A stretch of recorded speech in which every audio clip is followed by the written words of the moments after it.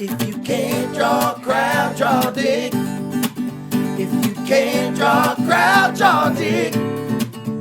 There's too much space between us, so I was forced to draw a penis. If you can't draw a crowd, draw a dick. Pre-sales numbers looking pretty low. Pretty low. Hoping folks will join us for a show. For a show. Added 5 names to the list. They did show up, now my singer's pissed. Buckle up, baby, this is gonna blow. If you can't draw a crowd, draw a dick. If you can't draw a crowd, draw a dick. There are not too many in the crowd. Everybody get your sharpies out. If you can't draw a crowd, draw a dick. There's too much space between us, so I was forced to draw a penis. If you can't draw a crowd, draw a dick. Listen to the Wild Baby Podcast, let's go! Boom. All right, and we're back. Andy Frasco's World Saving Podcast. I'm Andy Frasco. This is my co-host, wearing his drug dealer sunglasses once again during a 2 o'clock fucking afternoon. He said he's in Panama City, so I figured. You're in we got a very special guest. First off, we have Victor Wooten on the show. Victor Wooten on the show for our interview, and we thought this is unbelievable. We have David Wain and Ken Marino. Boys, gentlemen, how are we doing? Good to see you, sir. Sir, we are doing yes, great. Sir. So if you aren't familiar with David and Ken's work, David is he directed some amazing films, Wet Hot American Summer, Wanderlust, Role Models. Ken is an amazing comedian, amazing actor. This is awesome. You guys are... And a great director, Ken Marino. Ken, what have you directed? I directed 2 movies, one called How to Be a Latin Lover and another one called Dog Days. Oh, you do it all. And I could tell you guys saw both of them. I love them. I'm gonna watch them now. Yeah, we're gonna put them on after this. And this is the reason why you're on the show, is you guys are in a band. This is exciting. Middle-aged dad jam band. This is amazing. You're playing Cervantes. Right. What's going on with this? Why? Tell me about the music career. What inspired this? I mean, basically, we, as the title says, we are middle-aged dads. And like many middle-aged dads, we're also frustrated wannabe rock stars, and we like singing and dancing and karaokeing and playing instruments and stuff. And I did play in bands here and there growing up as a drummer, but never with too much seriousness. And then sort of coming out of the pandemic and, with work on and off, we just started getting together in the garage with our other friends and jamming out and having such a good time with it. And as we posted some of the clips on Instagram, people started being like, this is so great, do a show, we want to come see it. And little by little, it evolved into kind of a real band. And now we're touring all over the country, and we have this growing group of people that are involved and guest stars in every city, and it's a real blast, and it seems to be a pretty joyous, fun project, and it's just very shamelessly an evening of all great cover songs of all different genres, spanning kind of the 60s, 70s, 80s mostly. So you're taking poker night on the road. Something like that. And having everyone join up with us. I saw you had Weird Al guest with you at one of your LA shows. That had to be pretty fun to do. He's like the ultimate musical comedian, right? He's exactly. So that was a bucket list moment. Yeah, I love that guy. I love his stuff. It's very fascinating. You want to be rock stars, but be in a jam band. The 1%. Yeah, they want it all. They're famous comedic actors, directors, and now they want art. I mean, it's not technically it's not a jam band in the sense of like that we jam on endlessly. It's more of just like we jam and we do old fun songs. It's definitely a jam band playlist.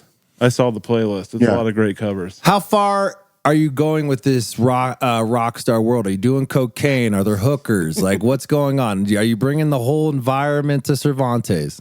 Yes, but because Well, Go ahead. I was going to say, well, no, we are doing cocaine. We're not doing cocaine. We're doing hookers who do cocaine. Yes. Just because our hearts at our age The are middle-aged not dad strong part, enough yeah. to deal with the cocaine or the hookers. So we leave it to the hookers to do the cocaine. The Cervantes rider we have says hookers and then blow for the hookers. I'm a huge fan of you. What do you think are the parallels between directing a film and being a band leader? To me, they're very similar. I feel like what's, for better or worse, there's a huge continuum from everything that we've done. Ken and I both have, since we were in college doing the state, do projects where we wear multiple hats and we're just doing a million different things. You know, we're writing and producing and acting and promoting and building props and running the camera and kind of piecing everything together in a fun guerrilla style, low budget way to create something that's fun for an audience. And this band is exactly that. It's no different than so much of what we've done in that way. How do you like singing, Ken? I love it. You know, it's very cathartic. It's wonderful. And I mean, you know, the best part about it is I get to just hang out with my buddies and sing songs for hours upon hours. So it's a wonderful thing. Like I think the way I got the singing gig is, you know, David was doing these jams in his garage, you know, pretty weekly. And I would just come as soon as they started and I wouldn't leave until they were done. And so I put in the hours. It's basically how every guy knows in a band. What's fun about a lot of these shows is people come up and they're like, well, you know, we came to check it out because we're fans of what you guys have done in the, you know, movies and TV shows. And then we're like, but wow, shit, Marino can sing. And it's like kind of the bonus is that the band sounds pretty damn good. And so, and then we do like fun little jokes and shtick in between too. So it's sort of an all encompassing. When did you realize Ken could sing? I can make a joke, but he's always been a good singer. Like, you know, I met him. We met first year of freshman year in college at NYU. In fact, we met first day of college. Yeah, exactly. Incredible. We did very much so. And yeah, and I think on that first day, we felt like I think, you know, had some simpatico vibe between us. And, he said that first day when we met in the dormitory at NYU, he's like, "Can I just take you aside and show you how my voice range?" Like, you know. Yeah, and so I took him aside. We went into a sound booth. 4 hours later. About 8 hours. We put in a full day's work. Well, this was 1987, I think. I think you had a podcast where you did a lot of singing at that time. Yeah, I would bring different people onto my podcast and sing for them in 87. Right. First podcast. What's the repertoire like, boys, for this thing for people who are coming blind? That's a funny phrase. we sing songs from every decade, the 60s, the 70s, and the 80s. So you know, we do some movie soundtrack stuff. We do stuff from our own movies. So if you're fans of like Role Models and Wet Hot American Summer, we do music from that. And, you know, Joe Cocker and Violent Femmes and Bruce Springsteen. It's a wide gamut. How do your wives and your family feel about you adding another project to your belt? Like, hey guys, I know the writer strike's going on. We can have some family time. Actually, fuck that family. We're going on tour with our band. We're starting a jam band. You know, like how's that relationship? I will say in the beginning, my wife was like, "Oh, that's fun." I'm like, "Yeah, I'm going to go play with the band." And then, like, when I would call up, like 6 hours later, at the same day, she's like, "Where are you?" I'm like, "We're still jamming." She's like, "Oh, Jesus! So this is what it's going to be? 8-hour jam sessions." Oh my God! Every week. What about? So she was supportive in the beginning, and she's still supportive, but now she's like, she doesn't need to hear all the details anymore. Right. And in my case, my 15-year-old son is in the band. Oh, yeah. I'm subbing for his kid. Thing.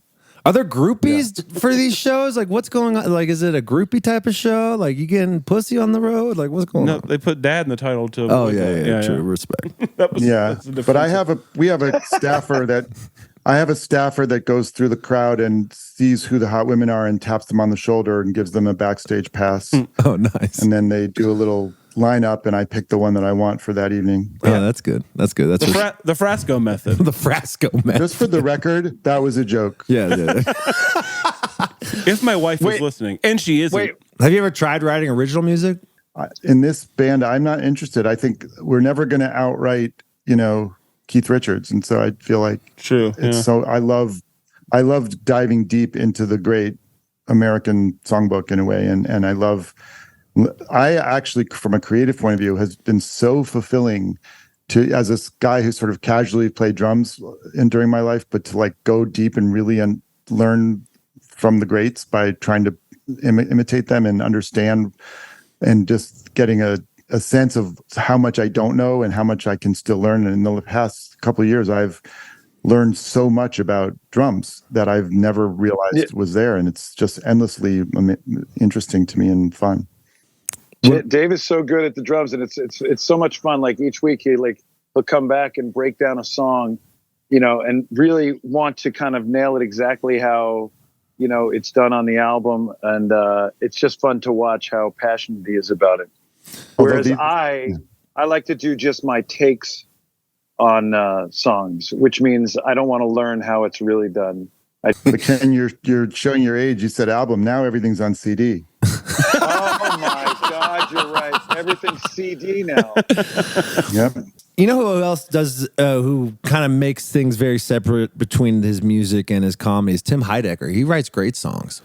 Yeah, well, he's a real great musician and a great comedian, obviously. And yeah, his tour is really fun. Although, if you have a choice in a given night, you should come to ours. Yes. Yeah. I heard you guys are a little better. I heard he's great, but you guys are a little bit better. So that's what I heard. It's like the tiniest bit better. Yeah, but better.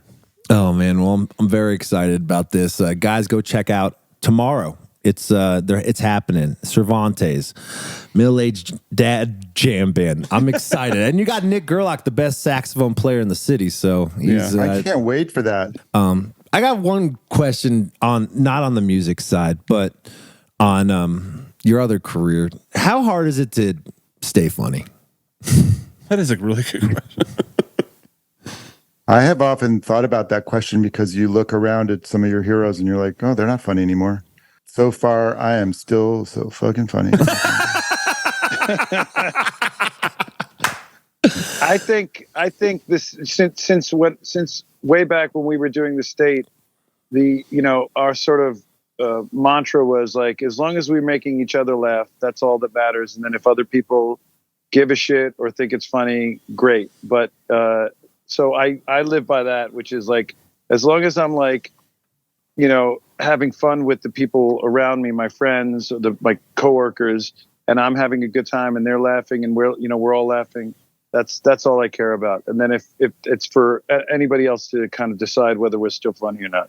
I agree, but I think that that's always been the secret sauce from day one with the state, is that there's a certain inclusiveness and a certain we're all having fun and let's have fun together quality to the vibe. And I think that's always, it's true. I've also tried to, I've kept it real by making sure systematically never to make a lot of money so I don't get too much in a bubble of wealth. You don't want to get too rich. Yes, that's always been your thing, right? Yeah, that's right. Dave has always been conscious. Davis had these big opportunities where they were going to throw a ton of money at him. He's like, no, fuck that. no, I want to be good. Fuck that. Then I won't be into. That's right. I want to continue to be. I want to stay real on the streets. Doing my own laundry at the laundromat. This is jazz. Hence why you're in a jam band. Yeah. Now you're playing Cervantes on a Tuesday. Well, David, Ken, thanks for sharing the time. Can't wait to see the show. I'm coming with bells on. Are you bringing Todd? Awesome. Yeah, I'm bringing Todd Glass. That's Todd. We're actually competing with you we're doing our live podcast at Ophelia's on Wednesday, but I'm bringing Todd on Tuesday, and then we're both going to our first Fish concert. The show's Wednesday. No, Tuesday is the Cervantes. Yeah. Wednesday is state. He'd say he's bringing Todd to the Cervantes show. I'm bringing Todd to the Cervantes show. 30th and 31st. Oh my God, you're totally right. Yeah. Okay. You just scared Is me for a this second. part of the funny stuff? Is this part of the funny stuff? You actually Dan? just scared the shit out of me there for a second. I had it totally wrong. I thought we had another day in there to get ready, but I guess we don't. No, it's the next day.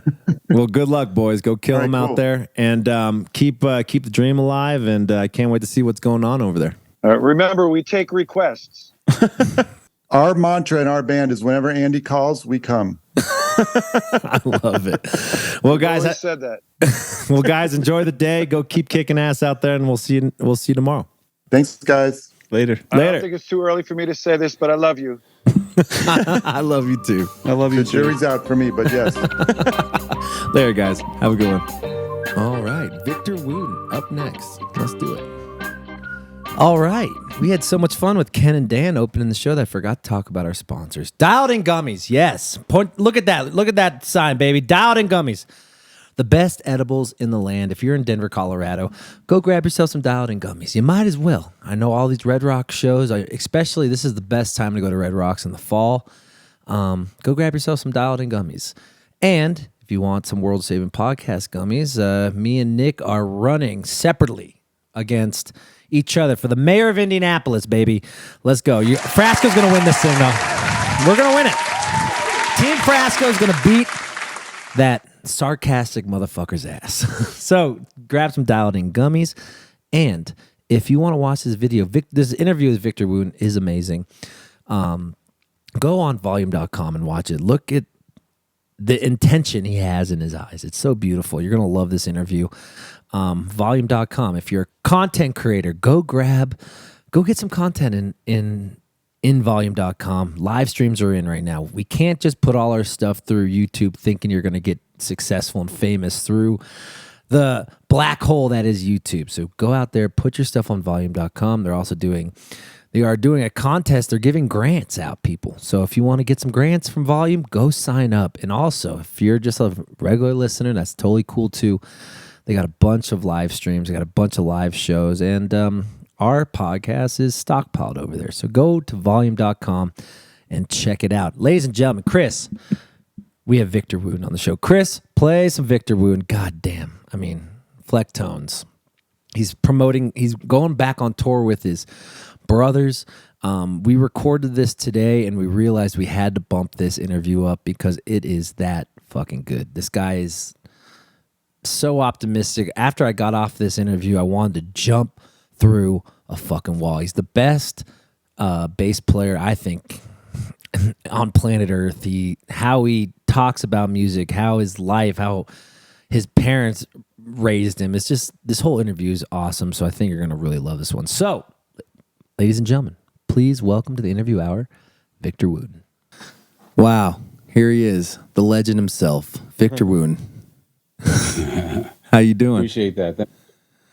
Man, Life is good. how do you approach getting older, and what's your take on age and growing?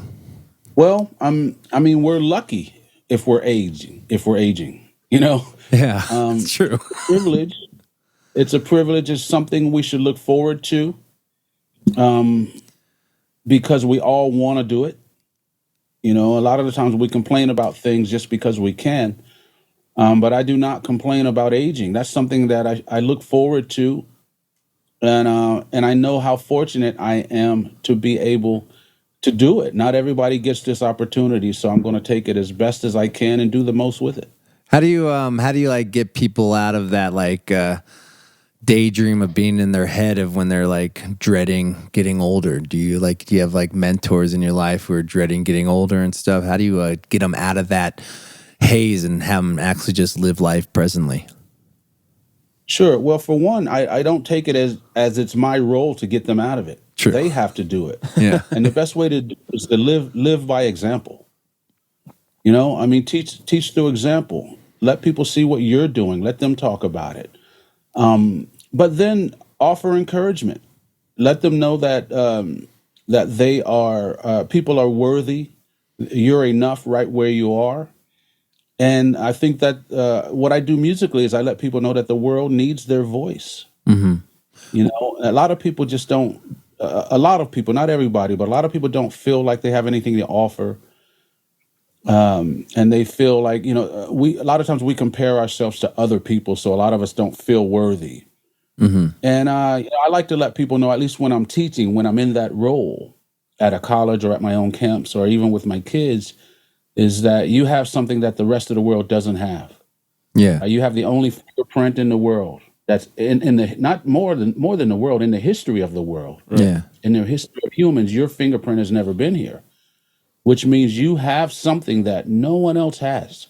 And the world deserves it. You don't have to do anything with it, but you can.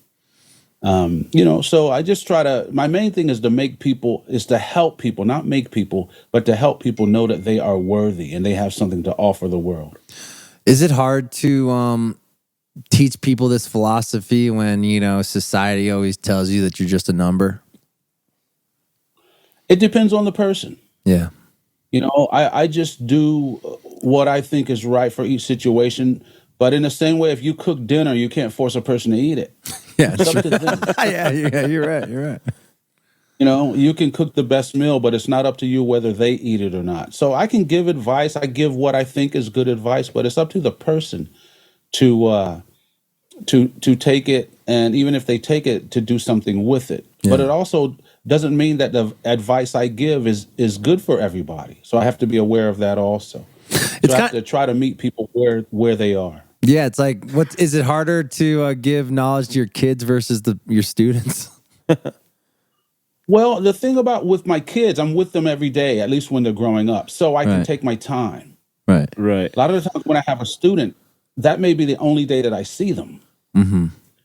So sometimes it can be harder, but sometimes it can be easier. There's no rule that's always the same, that's right.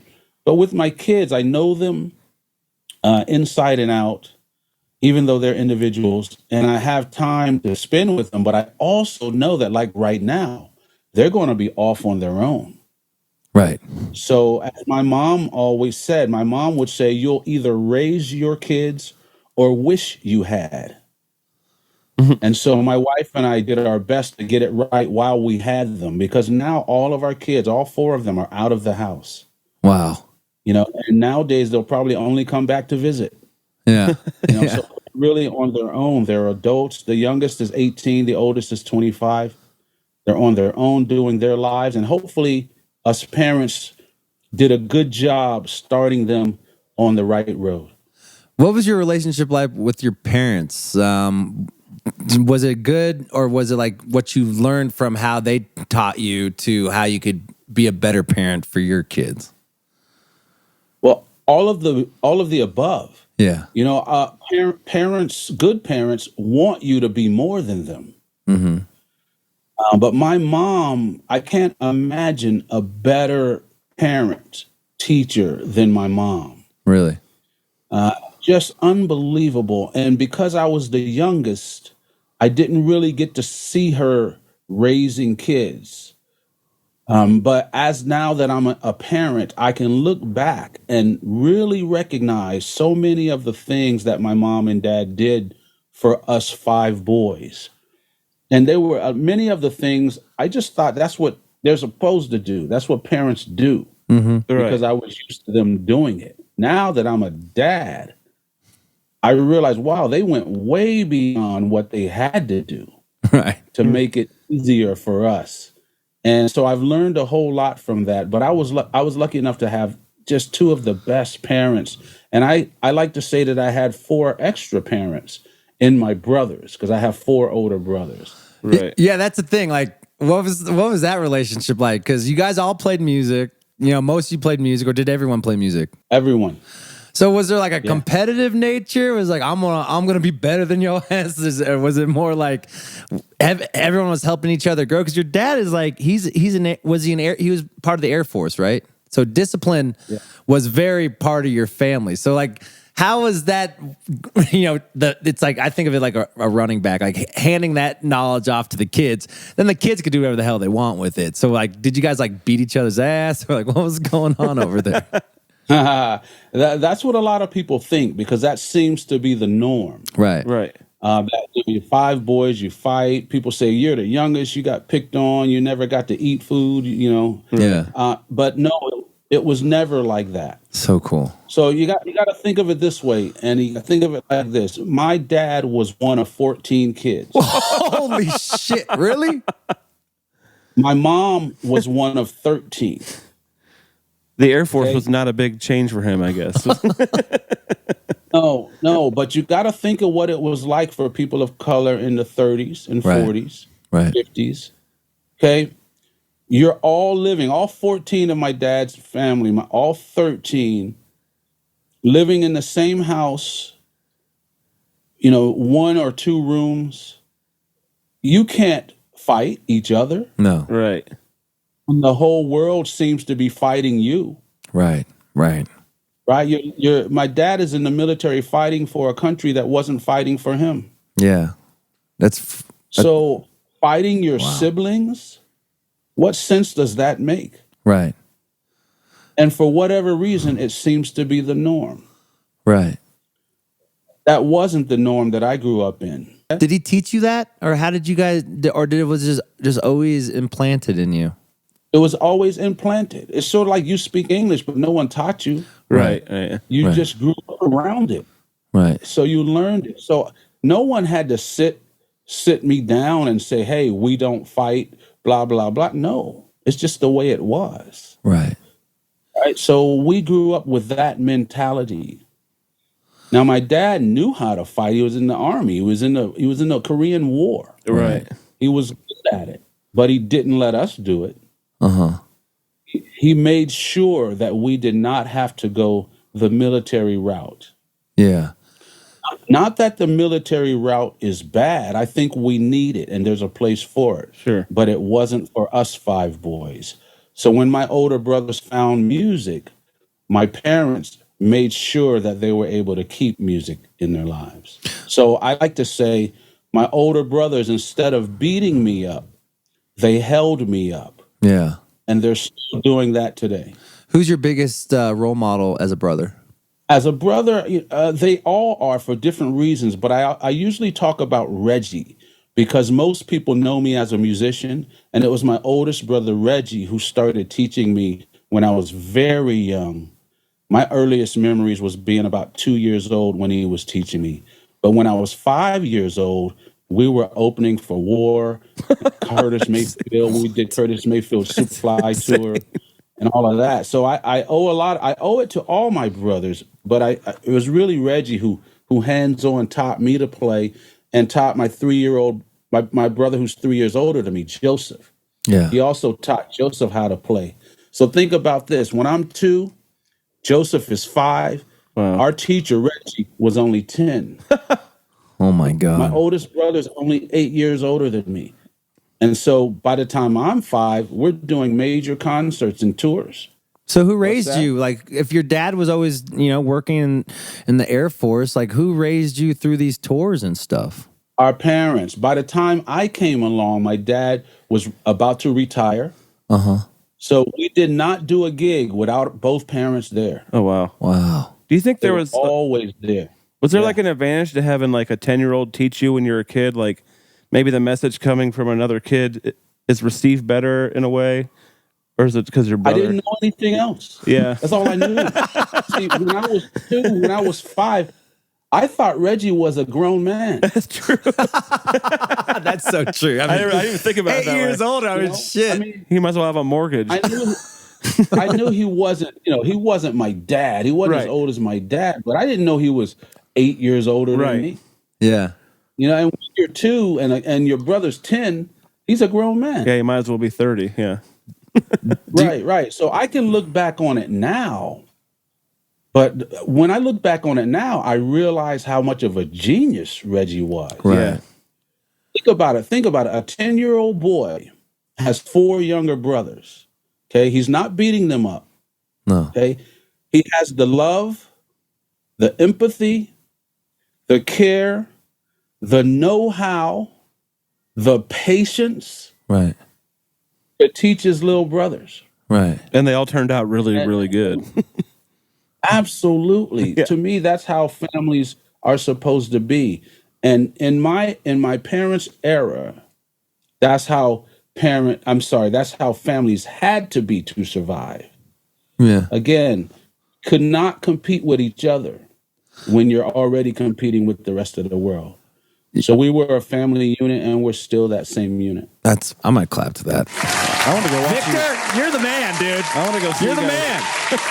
God. Okay. So I got a few more questions. We'll start talking about the music. So you started gigging at 6 or at 5. Was public education important to your family to have you taught that? Were you always on the road? Like, give me some what was your life when you're gigging and going to school? Tell me a little bit more about that. Yeah. My mom was all about education. Mm-hmm. I mean, all about it. She knew what we were facing as, and I just got to say it as it is. She knew what we were facing as 5 black boys born in the 50s and 60s. Yeah. Jesus Christ. So she knew that if we did not know who we are, the world might tell us. Oh, no, the world would tell you. And in most cases, the world at that time would not tell you the truth about yourself. Mm-hmm. So our parents wanted to make sure that we knew who we were. And they saw where we were headed with our music. We were already in front of the public, almost from birth. So my mom made sure that we could speak clearly. Mm-hmm. She made sure that we learned how to type. Yeah. We had to be good writers, and we had to get good grades. A B at the least. As soon as you started getting C's, okay, there was a talk that we had to have. What was the talk like? What was she saying? Oh, that you're better than that. Yeah. And I'm not going to have this. I'm not going to have you being less than you are. Wow. That's cool. You know, I'm not taking that. And so until you get that C up, you got to wash dishes, or you got to blah, blah, blah. You got to, and it started right away. What about who was the rebellious? Who was the rebellious brother? Like one nah, Mom, I'm getting a C. None of them? None. No, wouldn't have it. Wow. So I mean, and if it was any of us, it probably would have been me. Yeah. Yeah. Yeah. But The youngest. no, we all got good grades, you know, minimum of B. My brother Reggie wrote the alma mater for our high school that they still use today. Oh my God. My mom, when she was in college or when she was in high school, I think she wrote her alma mater, Yeah. you know. And my mom put herself back through college after, you know, we started getting a little older. She was all about education. I don't think my dad graduated high school. I don't think so. I think he went straight into the military. But yeah, we had to have good grades. So a typical day on a Friday or a Saturday, especially a Friday, would be for me to come home from school, do homework, then take a nap. And then we'd have a gig. A lot of times our gigs would be from 10 at night to 2 in the morning. And we would take one break in the middle. This is wild, Victor. So who taught you work ethic? Who was the one that this is how it should be? Or it was always implanted in you? It didn't have to be taught. It was led through example. Sick. My parents worked hard. If something needed to get done, they did it. I remember one time when Rudy, Joseph, and I were getting bigger, and Rudy, Joseph, and I shared a bedroom my whole youth. And we're starting to get big now. Rudy's getting tall, you know, and we got 3 beds in the room. We had 1 bed and then a bunk bed. And my mom said, y'all getting too big for this. You need a triple bunk bed. Oh my God. Like 3 levels. So I remember coming home one day and my mom had bought a whole bunch of wood. And she was like, y'all stay out the bedroom. And you hear sawing and hammering. Oh my Next God. thing you know, you walk in there and there's a triple bunk bed. Wow. Now, she didn't have any plans. Yeah. She had never made one before. But they just did whatever had to be done. Yeah. My dad wanted to you know, I could tell you stories and stories, but just whatever needed to be done, they would do it. That was the mentality they had from childhood. You know, you couldn't go to the store and buy this or that. You had to grow it. You couldn't, if you were sick, you had to know what plants were in your yard. Right. You know, all that kind of stuff. You had to have hogs and cows and, you know, granddaddy, my mom's dad, they needed a house, so he cut down the trees and built one. You know, Yeah. no plans, you just do it. Right. So that's the mentality that I grew up with. So with this mentality, and you're talking about how like your parents raised you that eventually you're going to deal with racism. When was the first time you dealt with racism? Before I knew it was racism. Yeah, like Right. when? Do you remember the first Yeah. moment? I can remember being in the car. Actually, I think I heard the story because I think, fortunately, God or life or universe, whatever you want to call it, allowed me to sleep through this incident that I heard about afterwards. But coming home late night from a gig, when a police officer pulled my dad over and put a gun to his head. You know how that story goes. Yeah. My dad was smart. You know, he didn't reach for his wallet when the policeman asked him to. Mm-hmm. And fortunately, we made it home safely with dad alive. Wow. So I at that time, I just hear about that, but I don't know the word racism. You know, I'm literally probably 5 years old coming home from the gigs, maybe 6. And I understood that I remember being able to look back. I can look back right now and see through high school and things like that, where, you know, to at the risk of sounding egotistical, you knew you were the best, but you didn't win the award. Mm-hmm. Right. You knew that you should have been included, but you weren't. So I don't remember the youngest time I recognized racism, but I can remember many times where it was there. Yeah. You're like probably looking at the Partridge Family and saying, yeah, fuck these guys. We're way better than y'all. Well, it's not really that. It's not really that. I mean, you see a lot of people that you know, like I could play my instrument maybe better than that person, but I learned very on that everybody has an individual voice. Mm-hmm. When you hear someone talk, you don't think, oh man, I can talk better than that guy. Right.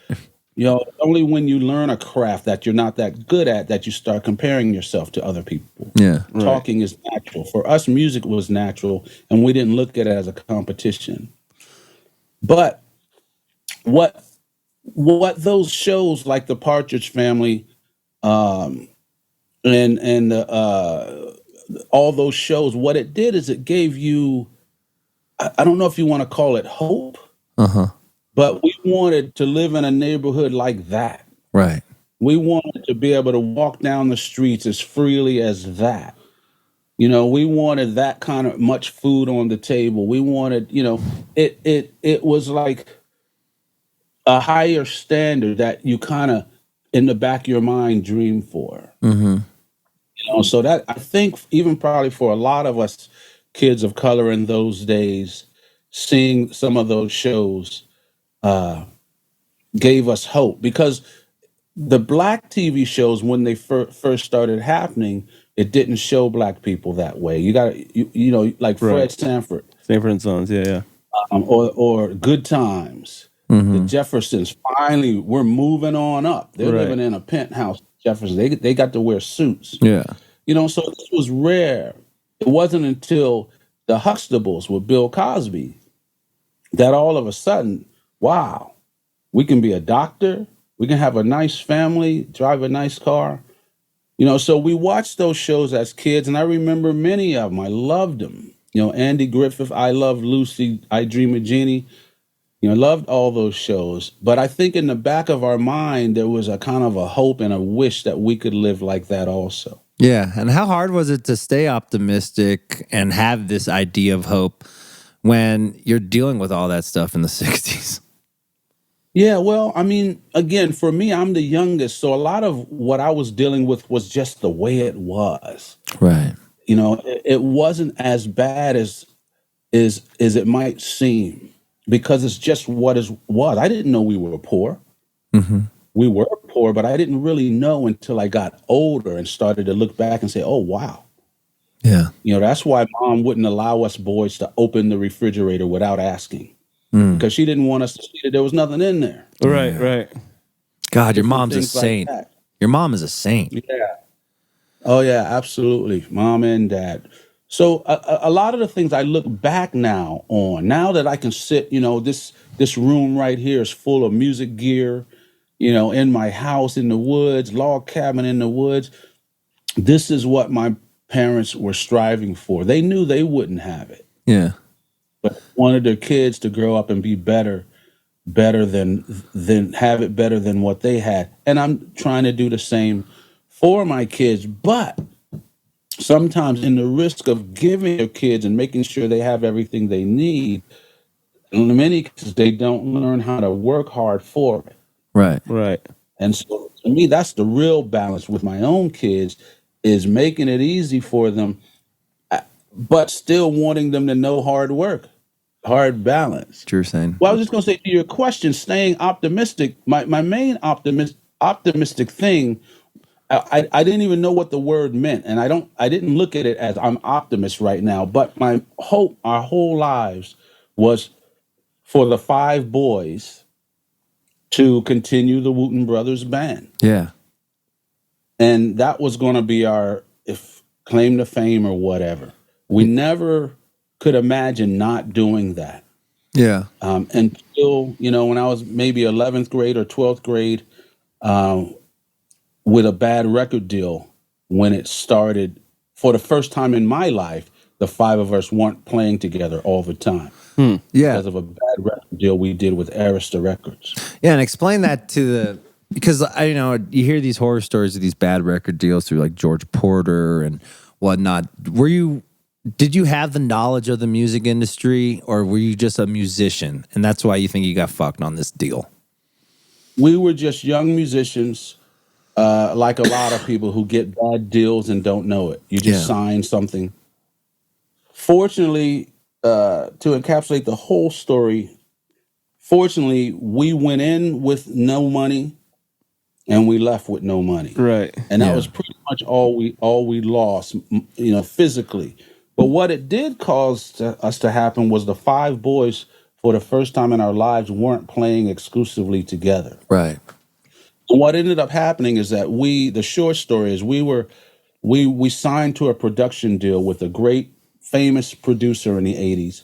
He was producing our record. He was also producing some early records for Kenny G, and he was producing Whitney Houston's very first record. Mm-hmm. So we were all around at the same time recording for Arista. And looking back on it now, I realize that our record was never supposed to get done, never supposed to get finished.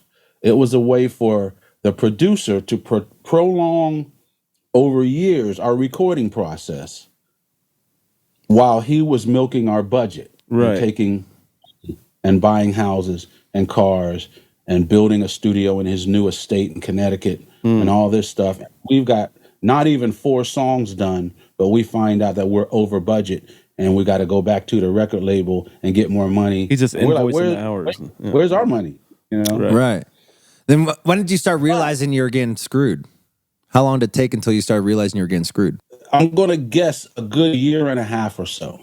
Yeah. And to keep the story as short as possible, what happened was when we were recording, and then we find out that the producer says, hey, the record label needs me to put you guys on hold. We have to stop recording because I have to finish my record. The record label needs me to finish my record. So he finishes his record for Arista. And then we go back in the studio just for a little bit. And then he says, you know what? We have to put you on hold again. Record label needs me to tour my record.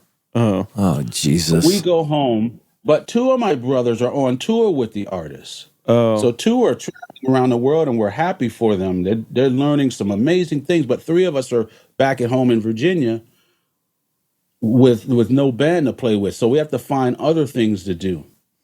So once that tour finally happens, and we're talking months, half a year, whatever, finally we get back into the studio, and the same thing happens.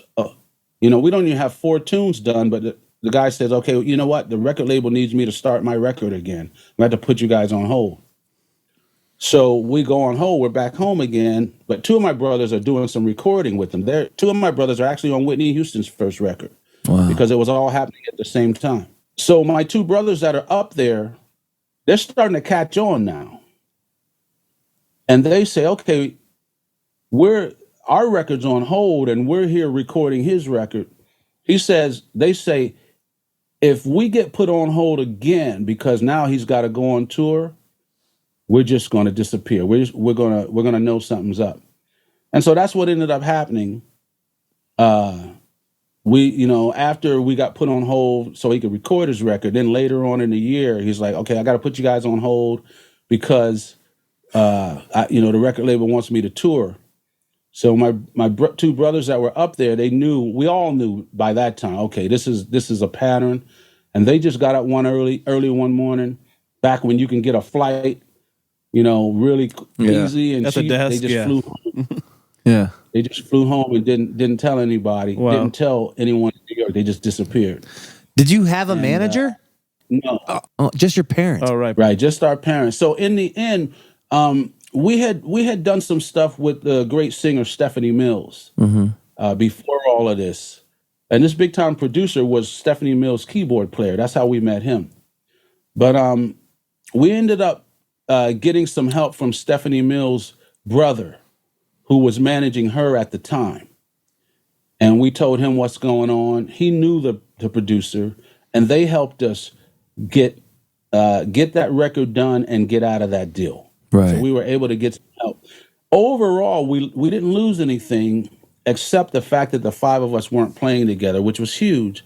But we learned a lot about business. Mm-hmm. We didn't lose any money, or anything. We didn't have any money, so there was no money to lose. We didn't make any money. We don't own those songs. Arista Records is out of business. Another company's bought their whole catalog, so we don't even know where our album is. Right. Songs we wrote, no money. Nothing came of that record. The time, except though. Experience. But the thing is that we are still around. Arista Records doesn't even exist. Yeah. The producer doesn't exist anymore, but we still do. So we look at it that way. We have gained because of the whole situation. Yeah, which is beautiful. And now you're going back on tour with your brothers, right? Absolutely. We're finally doing it again. We lost our brother Rudy in 2010. He's our saxophone player. And he had a heart attack in 2010, way too young. I think he was only 52. And I'm 58 now. He's 6 years older than me, but he was only 52 when that happened.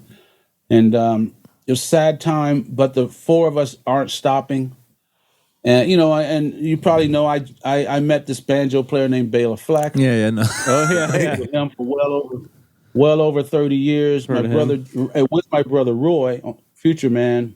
Yeah. On My drums. brother Joseph, not long after I started playing with Bela, he got a gig with Steve Miller Band as a keyboard player. He's been doing that for over 30 years. And so we were able to find things and keep busy, but we've always longed to do what we're about to do. Right. Put out the real brothers band, the Wooten brothers. Unfortunately, without Rudy. But I will tell you this. The world doesn't know it yet, but we found some music in that we forgot about.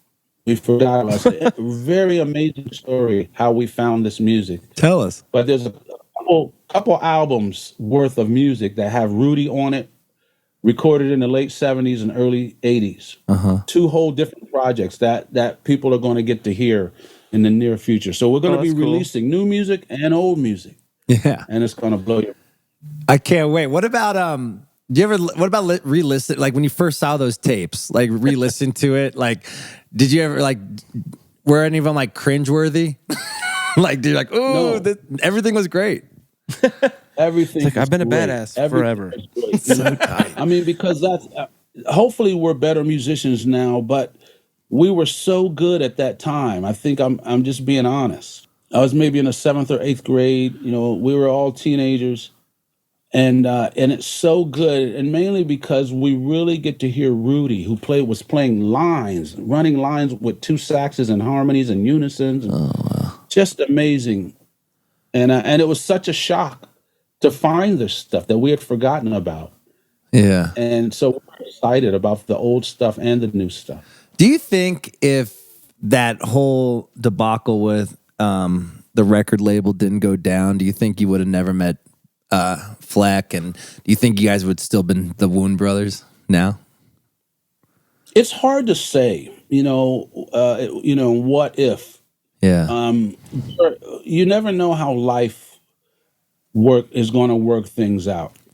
I think that Bela and I would have met at some point because he's such an amazing musician. Right. And I've gotten a chance to meet a lot of amazing musicians. So I don't know. I don't think we would have had these 30 plus years together. No. But would we had met and played music together? I think so. I think the world would have steered us in the same direction at some point. But I'm pretty sure it would have played out differently. Did you always think you're a badass, or did you always felt like there was always room to grow, like in life, and like everyone's telling you're so good, Victor? How did you like not absorb that as a sponge and feel like, yeah, I'm a badass, like I don't need to learn anymore? Yeah, I mean, a lot of us, I think a lot of us do think that way. But I learned I had good parents. Yeah, and I had 6 parents: my 4 brothers and my mom and dad. Right. As well as my aunts and uncles. I'm telling you, if you grow up the right way, I hate to say the right way. Well, if you grow up the way I did, I won't call that the right way. Right. But I wouldn't change it. Right. You don't compare yourself to others as good or bad or better or worse. Yeah. But there is something more that you're striving for that you see in other people. If you think about, let's say you have a little brother, right? And let's say you can dunk a basketball, but your little brother can't. Would you stop dunking the ball? No. Because you're dunk going to make harder. your little brother go back? Say it again. I said I'd dunk harder. Absolutely. Yeah. You would dunk harder because it's showing the little brother what his possibilities are. Yeah. Right. So it wasn't, the older brother's better, Yeah. but he should be because he's showing you potential. So that's the way we look at it. Right. It wasn't that Larry Graham, Stanley Clark, Jaco Pastorius was better, even though they were. And in many cases still are, but it showed me possibility. So when I hear Jaco, I recognize, even as a kid, that's his voice. It's not my voice. And even if I learn to say the same words that Jaco said on his bass, it's going to sound like me. Yeah. I was lucky enough to learn that. My mom had a saying that said, "You are better than no one, but no one is better than you." That's great. So we all have our own voice. And I look at those people as big brothers. Stanley's my big brother. Marcus, Jaco, Larry Graham. I got so many big brothers that I look up to still. But as good as they are, they don't have my voice. Right. Have you ever? And I don't have. Yeah, it's so beautiful. God, Victor, you are. I'm in love with you, bro. You are the man. And I want to talk about inspiration. Like you talk about the idea of inspiration through Martin Luther King. Have you ever had a point in your life where you felt like you've kind of lost the inspiration, maybe through a death, maybe through a heartbreak? What was the biggest part of your life that you felt like you lost your inspiration? I can remember it one time.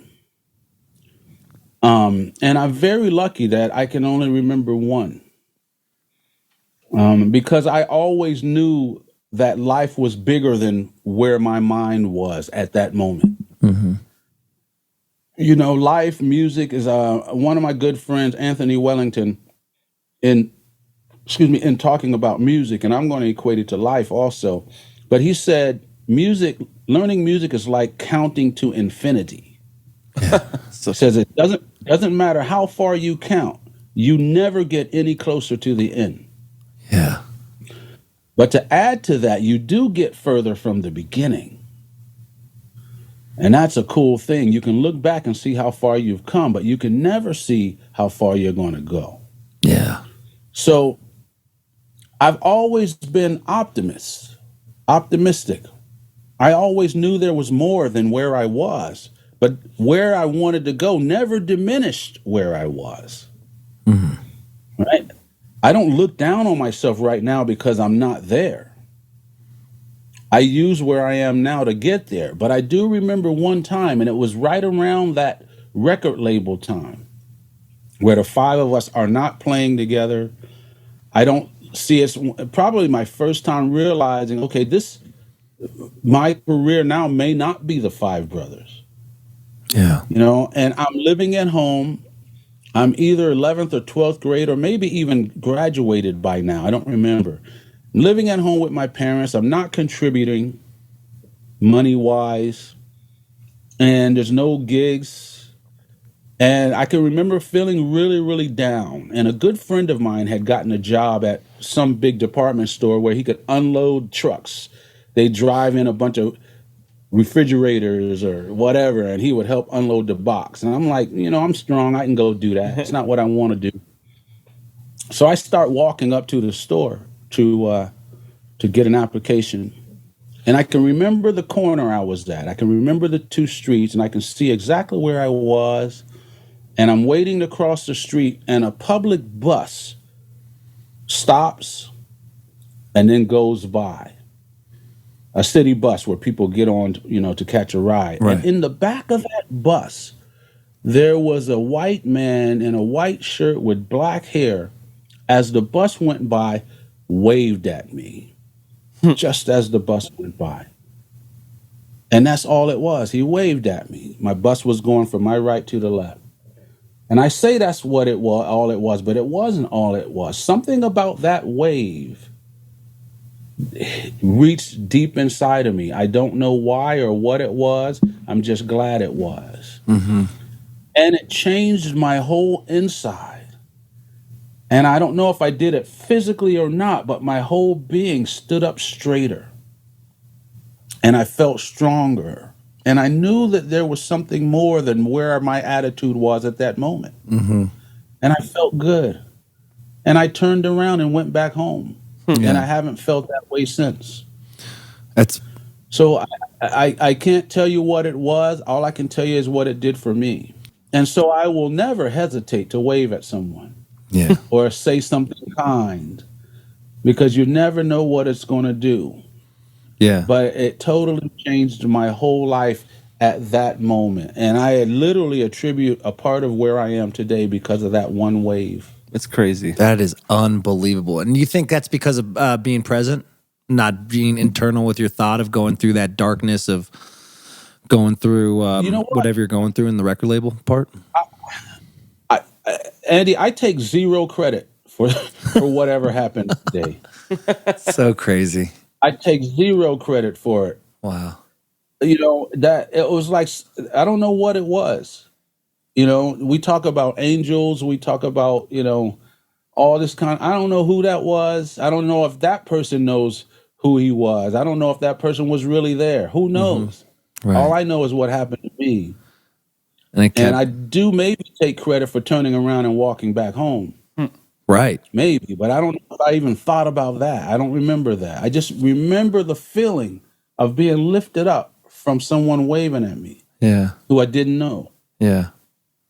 Sometimes But it's all you it need. has fueled me for the rest of my life so far, as I want to be that for someone else. Yeah. And you never know when it's going to be. You can do your best to help someone, and it may not be what that person needs.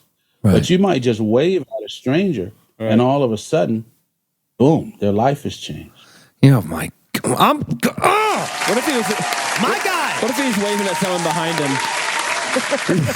What if you He was actually waving at the guy behind you, and he changed your whole life on accident. That'd be amazing. Absolutely. Who cares? Either way, you got the same result. Could have been it. I mean, that was gonna go. I mean, like the main reason that there's multiple reasons why I wanted you on the show, but like your book changed my life, Victor, and how I view music. And that was my first question. I think you already answered it, but maybe you could, dive a little bit deeper on this. Like, what did you learn about life that helped you make the parallel between life and how you approached music? Sure, life is who we are. Okay, but as human beings, we get to do things. Yeah. But my parents and my brothers made it clear to me that you do things from the origin or from the standpoint of who you are. So, okay, my brothers chose music. Now, they were really good in sports. They were really good at football. They played for the high school team, but in high school, Friday night is football game night. Right. Friday night is also gig night. Yeah. Right. Gigs paying money. Yeah. Right. So if there's a gig night on a football night, you know where we're going to be. You're making that money.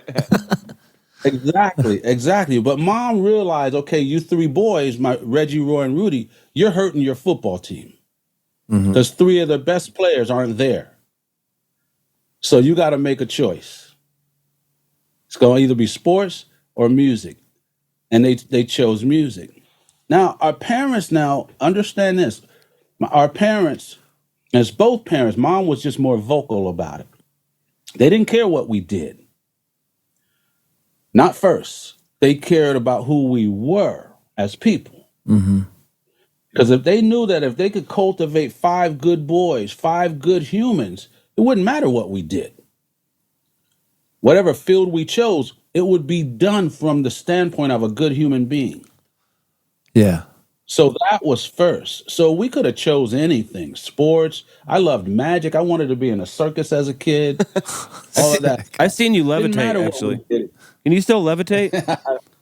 I could still do it. At Funk Fest in '06, I was backstage and you were playing with Humphreys or something. You were sitting in and you came off stage and you levitated. And I'll never forget that. Oh, you moment. were there for that. I was there. remember that. Yeah, remember in Indiana? Yes. Yeah. Yep. Oh, man, I remember that. Yeah. Yeah, I have an interesting story about that, too, that I feel a little guilty about. But About I levitating? remember I did that for this woman. I did it for a woman who was a little high or probably, That intoxicated. checks out. Yeah. She just burst into tears and she hugged me. It's like, I've waited my whole life to see something like this and blah, blah, blah. And I wanted to tell her, hey, look, it's just a trick. Yeah, right. Yeah. I'm not really that. I know, but if you can't break the magic code. You can't break the magician's code, Right. If you just saw you play bass like that and then levitate, I'd believe it. Yeah. I go back to this parallel too when you're talking about Yeah. So, connectivity. So here's the thing. If you become basically, you don't have to become anything because you're already doing it.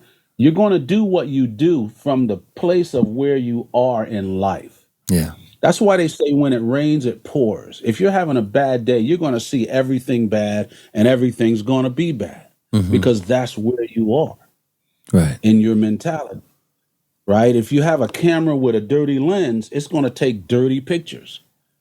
Okay. It doesn't matter if you clean the subject that you're trying to take a picture of. Right. If the lens is dirty, it's going to come out dirty. You got to clean your lens. And that's what my parents was making sure that we did, is that we knew who we were from the inside out. And at that point, it doesn't matter what you choose to do. You're going to be successful and it's going to make the world better if that's who you are on the inside. So for me, music is the same as sports. It's the same as science. It's the same as any other art. It's just a way of expressing myself. It's a way that I express myself. One of the best ways that I express myself. And hopefully it makes the world better when I do it. Yeah. So what I found in the 90s is I read a book called The Tracker by Tom Brown Jr. And it was a story of Tom as a little boy, and he met this 83-year-old Indian, Native American Apache medicine man who started teaching him about nature and the outdoors and the spirit world. And it changed Tom Brown's life. Tom Brown now in his 70s, mid to late 70s, he's teaching all the stuff that he learned as a kid. But the book was the story of the student. and and his teacher. So I read this book and I said, if this is a real guy who's teaching this, I got to find him. And I did. And for about 10 years, I went and took a bunch of classes from him. And when I took my very first class, and you have to remember, I'm a person who never spent the night outdoors. I never camped, none of that stuff. No time for that. You've been gigging. Exactly. Yeah. Right. You can't camp on the Very weekends. true. So anyway, I'm sitting in Tom's class, and he's talking about trees and nature and animal tracking, making fires with sticks. He has a thing he calls inner vision and wide angle vision, all this cool stuff. But in my head, I'm saying, this man's teaching music. He calls it something else, but this is music. Mm-hmm. And then to myself, I said, and better yet, this is the way music should be taught. Right? We're told that here's a scale or here's your technique. Go sit in a room and practice it over and over. Tom Brown would show us something on the board, and then we would go out and do it. Yeah. He didn't say practice it. He said, let's go out and put in our time. He called it dirt time. Let's get dirty. Let's get in the dirt and do this. Yeah. But in music, we're told to practice it, not do it. So imagine learning a language, and your parents teach you a word and send you into a room and tell you to say that word over and over. Or here's the alphabet, but only say them 7 letters at a time, over and over. You would realize you'd be in your 20s and 30s and you still can't talk. Right. Yeah, true. That's true. Yeah. So I was like, man, I want to use this stuff to help musicians. And I started doing it. And it worked. And so I started doing a lot of workshops and clinics, because in the early 90s, my first class was 91 with this man, Tom Brown Jr. This is right at the pinnacle of the Flecktones starting out. We were doing like the Tonight Show, I think 5 times, 3 of them with Johnny Carson, Arsenio Hall show, Conan. We had a whole special on VH1. We opened for Chicago, Take 6. Flecktones were doing it, the Horde tour. We opened for the Grateful Dead, Jerry Garcia band, and started showing up in the magazines a lot. And people started asking me to do workshops. So I'm sharing this crazy stuff. I had new ways of looking at music and sharing it with people. Basically, it was through nature. And I'll say one thing, I'll try to stop. As you can tell, I like to talk. No, I love it. Yeah, You keep going. You keep going, Bekker. Yeah. Just imagine if you meet a little child, or it's your own child, and you sit them down at a piano at 2 or 3 years old, or 5 even, and they just start playing music. Yeah. Or let's say you would say, wow, you're natural at this. You're a natural. Or let's say you see a little 5-year-old, or you got a 5-year-old daughter or son. You take them on a tennis court, give them a racket, and you hit the ball over the net. And for the first time, they just slam it back over the net, low over the net, make you run. You go, what do you call them? You call them a natural. Right. Yeah. Right. Well, this is what I learned, what I realized studying with Tom Brown Jr. When we see the nature in person, we call them a natural. Uh-huh. What we are seeing is their nature. Nature doesn't have to try. Like a beaver doesn't have to practice Right. chewing down trees and building a dam. It just does it. Right? A squirrel doesn't have to read a book to learn how to make a nest. Yeah. A bird is not singing to win a Grammy. Right. They're just being natural. And when you recognize that naturalness in a person, you call them that, a natural. So it hit me sitting in this classroom in the woods. Our process for learning music is so unnatural. Oh Yeah. my God. So You're so true.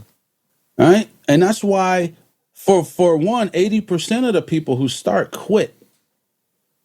Right. And the rest, it takes decades before, if ever, you ever feel natural doing it. Yeah. Right? You feel natural when you first start, but then your parents give you lessons. Uh-huh. And the naturalness goes away, and most people quit, and many of us never regain that naturalness. I like to try to teach from that natural standpoint, which I call nature. which is why all my camps are out in nature. Right. And I have nature instructors reminding you of your naturalness. And we bring who you are naturally to the instrument. And all of a sudden, you love the way you sound. It's fucking beautiful. Do you think the parallel of that with life, like, do you think like how life teaches you how to, like, how they think you should be living life ruins the naturalness of actually finding happiness? Like, we're just showing people's happiness through what someone else is telling us. It's like kind of the same thing. This is the parallel, right? Absolutely. And I don't think that's never been more true than now. Right. Right? Our view of life is what's being told to us here. Right. Right? Even more than television now. It's here. Yeah. Right? This is our guide to what life is supposed to be. That's sad. You know, I got to record this little 30-second dance. Right. And hopefully I get enough people to like me. Right. You know? That's not natural. There's a lot of, it's false. Right. Yeah. You know, so never more than right now, what you said is so true. But what I like to do at my own camps is to remind people of who they are so that they fall in love with themselves again. Yeah. Like you did when you were a baby. How hard is it to do that? It would be harder, I think, if I was working with people one-on-one. But I found that it's easier in groups because you have other people that are doing it also. If you're out at the beach with your friend and there's a 15-foot cliff and 10 of them jump off into the water and they come out okay, you're probably going to do it. Yeah. Right. But if you're by yourself, you probably never talk yourself into doing it. So why don't we do more group therapy? I was just going to say, it sounds like group therapy. Yeah, why don't we do more group therapy than individual therapy? It's so silly to be chastised with a single one-on-one conversation versus... Feels like gossip. Yeah, it feels like, why don't we just like all do this together? Absolutely. And in a sense, that's what our camps are. Now, I would never say that on the website because most people wouldn't come. Yeah. Right. Yeah. I'm just so thankful that I exist during a time where Victor Wooten is on planet Earth. I appreciate this, Victor. Very kind of you. Really, man. Thank you so much for that. Nick, do you have any questions for Victor? I think we covered everything. Oh my God. Vic, I got one last question. Okay, so like with all this work, like you gigging on the weekends and going to school during the day and having your brothers, did you have any friends growing up?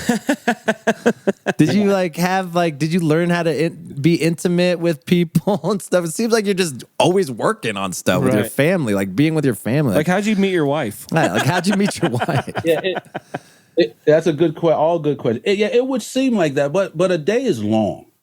Yeah. Okay, a day is long. So even though I'd have to come home, especially on a Friday, I'd have to come home from school, do homework, and go to sleep. Now, Friday, if we had a gig, I probably didn't see many of my friends after school. It was homework, sleep. Yeah. But I had a very normal life. Played ball on the streets all the time. Cool. And my brothers always allowed me to play with them. That's cool. You know, I was never treated as the little kid, not by my brothers, maybe by some of their friends, but not by my brothers. They were playing street ball. I was playing too. Cool. So they always included me. So I went to public school. So I had friends. I remember moving to Virginia, and for the whole first year when we moved to Virginia, we lived in a different house. And then a year later, we moved to the house that we stayed in. And I realized I had moved right next door to my best friend, Tony Owen. Tony, shout out. We didn't even know it until one morning we both came out the house at the same time and saw each other. We're like, what are you doing?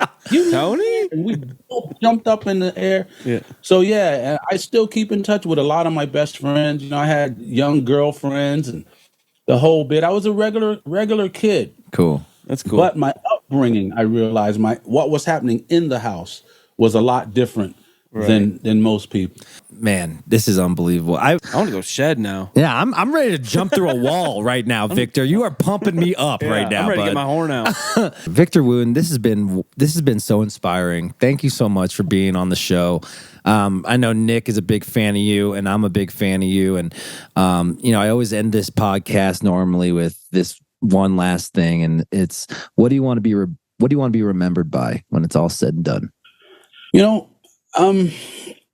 I really want people to remember me how they choose to. Hopefully I appear differently to everybody. I do hope it's a good appearance. Or I hope people would, of course we want people to think good. And, there might be some young bass players who remember me as a great bass player. There might be some closer friends who remember me as a good person. Mm-hmm. Hopefully my kids will know me as a good dad, my wife as a good husband, my dog in however way she wants. But I don't even attempt to want to lay claim to how you think about me. Right. What's mostly important is how I think of myself at the end of my life. That's what it comes down to. And that's where too many of us fail. And I have to be even careful of calling it failing, because I don't know that we can fail at life. Mm-hmm. But I want to think highly of myself. That's the only thoughts I have control over. What you think about me deals with you, not me. You'll think about me in a way that you see. And it may have nothing to do with who I really am. So I have no control over that. But I want to go out of here knowing myself, loving myself, and thankful for the experience I have and looking forward to whatever's next. So if you left tomorrow, do you feel like you could do that? I do. I love it. Thank you so much. We can't wait. I'm going to that tour with all the brothers. This is going to be such a special, monumental time. And I know a lot of people are going to be rooting you on too. And I'm going. And this is just a dream come true for you to be on the show. So thank you so much for being here. Thank you, and thank you both. Hey, we love you, bud. I have a question for you all, since we're kind of talking about music. Okay. If you could fill in the blank, and we say music is blank, give me 3 words each that music is what? You want to start? Well, I got to think about this. Don't even think long. Therapy, love, and presence. Necessary. Therapy's good. I'm going to put therapy too. And food. Oh, yeah, I like that. Here's the thing about that is nobody said that music was theory, notes, right, slapping, rhythm. And we all play instruments, but none of us named an instrument. Yeah. Right? Yeah, you're so in my mind, those beautiful words that you just said, that's what we should be teaching. Mm. That's also what we should be expressing and thinking about when we play. Right. But we've been taught to think techniques, think scales, notes, think of an instrument, which we all know is not music. Right. Those are just tools that allow us to express those beautiful words. Right. Mm-hmm. Because of the way we teach, we are so far removed from those words that we're fighting our way back. So and I think it's like the same thing with life. Like people are teaching us how to die versus teaching us how to live. Bingo. Sound like my mom right now. That's an honor. Yeah. Well, that's an honor. And Victor, anytime you want to be on the show and talk about life, love, and everything Wooten, I'm in, bud. Yeah. We should get the brothers in here one time. Let's do all of them. Are you guys playing Denver? You guys doing Denver on this tour? I believe we are. I know. I'm sure we're playing Denver. I just don't know when. You got to. Everybody has to. Yeah. Denver. All right. Cool. Well, hopefully we get to meet each other in person. I'm in Nashville a bunch, but if I can't wait to hug you, bud, because you are a special force, bud. I want to see you levitating. Hugs reserved for you guys. Well, have a great day, Victor. Enjoy your little cabin. Make some music. Keep inspiring. And I can't wait to see what the Wooten brothers have to offer on those stages. Absolutely. Have a good one, Victor. Thank you.